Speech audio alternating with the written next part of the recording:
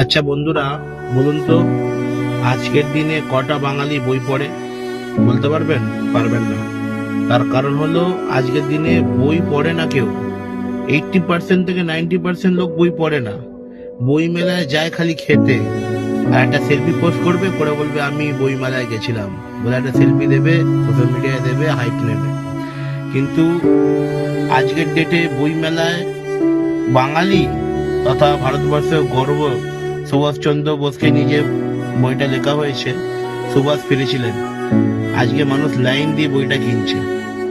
উনি বাঙালির গর্ব।